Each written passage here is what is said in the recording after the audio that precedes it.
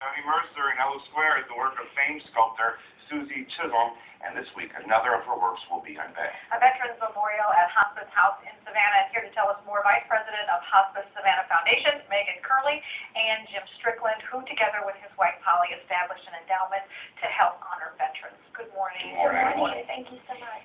Jim, you were just telling us about how important this was for you.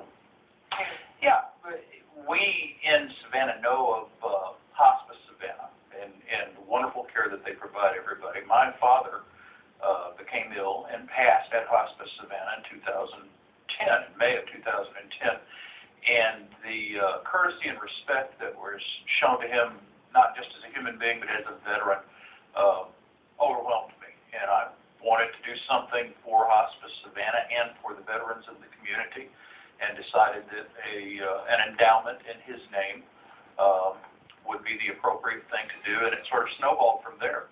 Now we have a nice event coming together this Friday.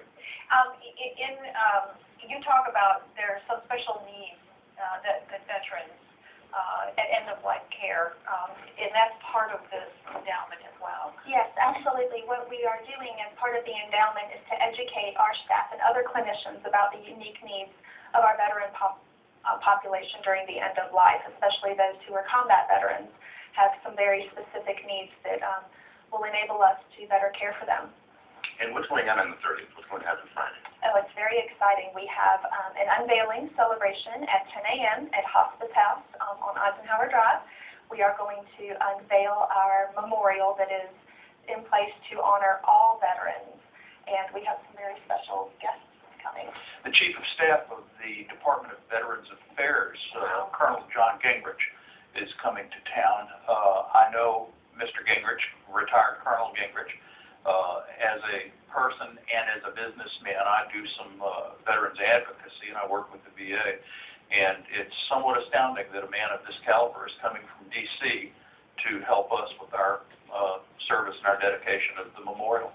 This was for your father. Yes. And tell us a little bit about him. He was a South Georgia boy, raised in Hazelhurst. At age 16, he decided that he had to get off the farm and join the Marine Corps. He retired 20 years later. He was age 36 as a Master Gunnery Sergeant E9, the highest enlisted rank that he could achieve. The only reason he retired is because I was entering my teens, and he needed to stay home with me. So he sacrificed another 10 or 20 years that he really wanted to spend in the Marine Corps. He was my best friend. He was one of the great Americans, the greatest Americans or greatest generation, and was old Corps. He really represents what veterans are all about. And you're inviting people that are being coming out on 10 o'clock Friday morning, and before that they can also purchase their own, correct?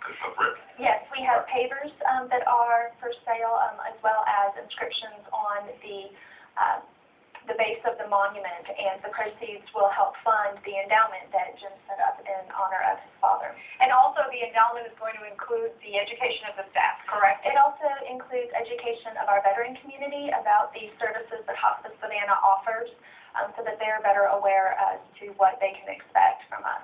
Okay. Hospice Savannah, and there are a lot of hospices around the area. This is the only one with a dedicated facility. Correct. We are the only one with an inpatient facility.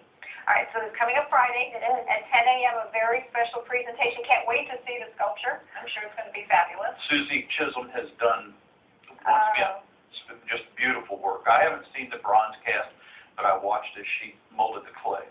And I'll see the bronze cast Friday morning. Thank you so much for Thank bringing you. this to all of us in the area, and our veterans certainly deserve it. Well, thank you.